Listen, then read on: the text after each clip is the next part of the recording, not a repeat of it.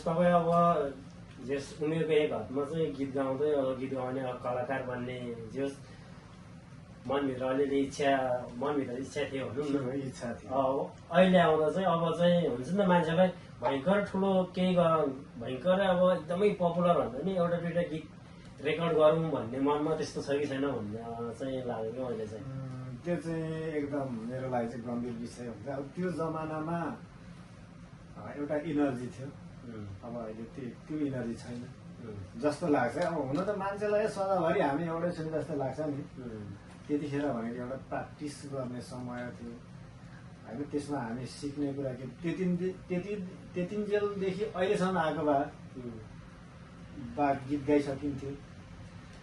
तर बिचमा चाहिँ अब शारीरिक प्रब्लम हुँदै आएपछि चाहिँ अब यही भोकल कर्डहरू के पो अरे चेन्ज हुँदै आयो मेरो। पिनासहरू भयो, पिनासले सबैभन्दा खतम पार्ने थाइराइड र पिनास दुईटा चिज चाहिँ भयो कि मान्छेले गीत नगाउँदै हुन्छ। ल त्यसले गीत गाउनु त बल्ल बल्ल दबाई खाएर शरीर ठिक गरेर गीत त गायो नि, बाहिर त्यसको गीत चल्यो भोलि भने कन्सर्टमा गएर गाउनै सक्दैन। अब अहिले त चलेर चिसो के परे जाडोमा राति कन्सर्ट चलिदिन्छ, त्यतिखेर गएर गाउनु पर्यो नि, त्यस्तो मान्छेले गाउनै सक्दैन। त्यो भएपछि अर्थ हुन्न होइन होइन यस्तो अर्थ हुन्छ त्यसो त होइन। चल्नु त आफ्नो ठाउँमा छ कि, तर होइन एउटा चलेर अनि कन्सर्टै गर्छु भन्नु नि नगरे पनि त हुँदैन नि त। तर आर्थिक बाटोलाई छोड्ने भन्नु त अब कन्सर्टमा जानु भनेको त त्यो पैसाको लागि जाने हो। तर पैसाको लागि नजाँदाखेरि नि मलाई चाहिँ गर्न त सकिन्छ त्यसो रहर पुरा गर्ने होइन। त्यसमा चाहिँ मलाई के भन्छ मेरो काइनी चाहिँ दिदीकोबाट भेनालाई के भेना नि गीत गाउनु हुन्थ्यो। त्यो किबोर्ड पियानो हुन्छ एकदम राम्रो बजाउनु हुन्छ उसले जस्तो भन्छ त्यो मैले सिक्ने नि कुरा गरेको सिक्ने नि सोचेँ, तर मैले सकिनँ भनौँ न। उसँग अलिअलि सकेको बाथरुम सिङ्गर त राम्रै हो अनि भेना उमेर पनि हुनुभयो। तर मैले चाहिँ भयो भने गीत रेकर्ड गर्न त राम्रै उयो छ नि त। अहिले त एउटासम्म गीत रेकर्ड मैले उसलाई नि एकचोटि त भन्नु त गीत चाहिँ राम्रै गाउनुहुन्छ कि आधुनिक गीत। त्यो आधुनिक गाउने क्रम उसले सुन्दाखेरि नै मैले त्यो परलाई जो फुलहरू छोपिदेऊ तारा जुन बन्द गर गीतहरू तिम्रो याद आउने सबै चिजहरू, यो गीतहरू यस्तो गीतहरू चाहिँ मैले ऊबाट सुनेर मैले चाहिँ उसले चाहिँ बजाउनु हुन्थ्यो। त्यही सुन्दाखेरि मलाई चाहिँ त्यो गीतहरूको चाहिँ शब्द मन परेर अहिलेसम्म नि मेरो दिमाग चाहिँ मैले त्यसमा खासै राम्रो गीतहरू पुरानो गीतहरू गाउनुहुन्छ होइन। भयो भने अब भेनालाई नि सबभन्दा धेरै चाहिँ बालाई सम्झेँ, बालाई मिस गरेँ। बाको धेरै गुणहरू छ, त्यो पछि आउनेछ कुनै दिन।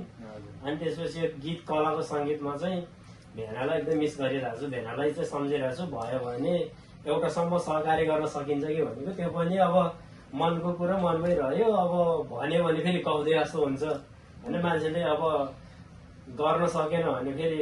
तर इच्छाको कुराहरू भन्दाखेरि मान्छेले इच्छा त हजारौँ इच्छा मरिरहेको हुँदो रहेछ। तैपनि मान्छेलाई फेरि यसो भन्यो भने त्यसले गर्थ्यो त्यो गरेन भन्ने सम्झिन्छ कि भनेर झ्यापै भन्न नसकिने कि फेरि त्यो सोच्ने कुराले गर्दाखेरि सही कुरा पनि अब भन्दैमा त होइन। मान्छेले फेरि धेरै ठुलो आश गर्यो भने गर्न सकिएन भने आश देखाउन नचाहेर मान्छेको मनमा त कति कुरा छ नि होइन। त्यो भयो कि मलाई चाहिँ गीत सङ्गीतमा चाहिँ त्यही भएर अलिअलि रुचि, त्यही भएर यिनीहरू जोडे।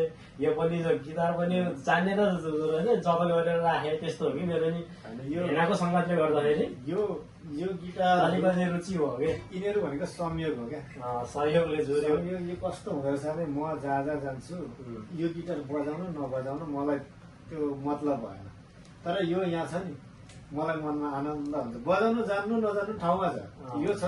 तर यहाँ यसरी बसिरहेको छ म ढुक्क छु होइन। तर यो जहाँ पुगे पनि गिटार चाहिँ छैन भने मलाई किन कस्तो फिल भइराखेको हुन्छ। त्यो किन हो मलाई त्यो चाहिँ थाहा छैन फेरि। अब होइन हाम्रो अब के भन्छ अरे भेट अब भर्खर अब हामी एकदमै नयाँ जोडी जम्दैछौँ। अब यो सम्बन्धलाई जो राम्रै स्तरमा पुर्याउने ठुलो आश छ। अनि त्यसपछि अनि तिहारको उपलक्ष्यमा जोस् यो पनि त्यो म डेस्टिनीमा किन विश्वास गर्छु भने तपाईँ कताको मान्छे पूर्व कताको म कताको मान्छे होइन। डेस्टिनीले जुरायो नि त। डेस्टिनी अहिले यो डेस्टिनी भन्ने हाम्रो भाषामा त के भन्छ त्यो? त्यो मलाई त्यो झ्याप्प त्यही ओढाएन के। अब होइन डेस्टिनीको अर्को रूप त त्यही गन्तव्य त्यो जस्तै जस्तै पनि ब्रह्माण्ड के भन्छ अरे एउटा ब्रह्माण्डसँग जोडिएको यो कनेक्सन हुन्छ होइन। ब्रह्माण्डसँग मलाई त्यो अब अहिले झ्याप्प पेटमा आएछ मुखमा नआउने भन्ने हुन्छ नि। अब योहरू पनि के भन्छ अरे बाबाको देन हो कि मलाई चाहिँ यो कुराहरूमा चाहिँ अलिकति लगाव हुनलाई। तर धर्म चाहिँ मलाई कस्तो लाग्छ भने धर्मले मान्छे बिगाड्छ। तर नेपालमा हिन्दू धर्म यस्तो यस्तो भन्छ, मलाई चाहिँ त्यो भन्न मन छ अरे। तर धर्मले राम्रोसँग कोही म धर्म गुरुहरूले अथवा कस्तै मान्छेले गल्ती गर्यो भने अथवा ध्यान साधन गर्ने मान्छेहरूले गल्ती गर्यो भने मलाई अलिक अचम्म लाग्छ है।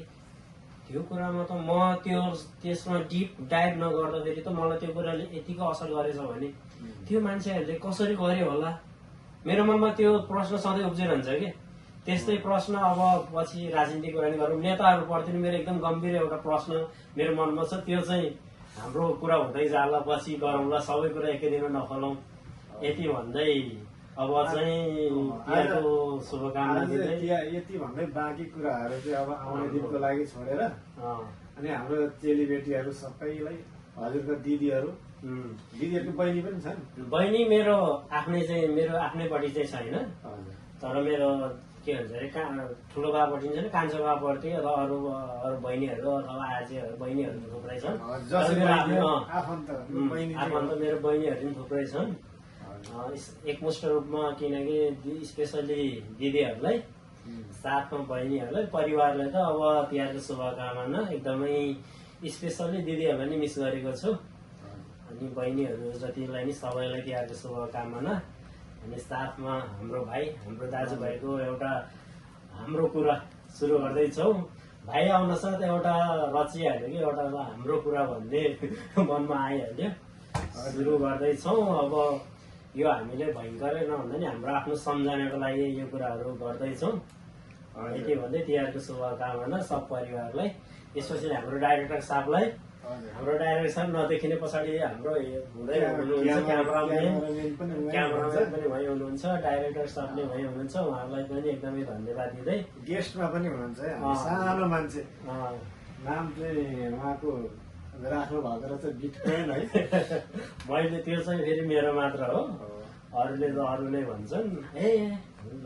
ल हस् त धन्यवाद है त। एकदमै हाम्रो सबैलाई सम्झना छ है यो सबैलाई सम्झना छ, दिदीहरूलाई दिदी बहिनीहरू सबैलाई ह्याप्पी तिहार। अब अर्कोचोटि आउने प्रयास जारी नै हुनेछ, विदेशमा भए पनि मनै रह्यो भने जस्तो हो। बाई बाई है त ल।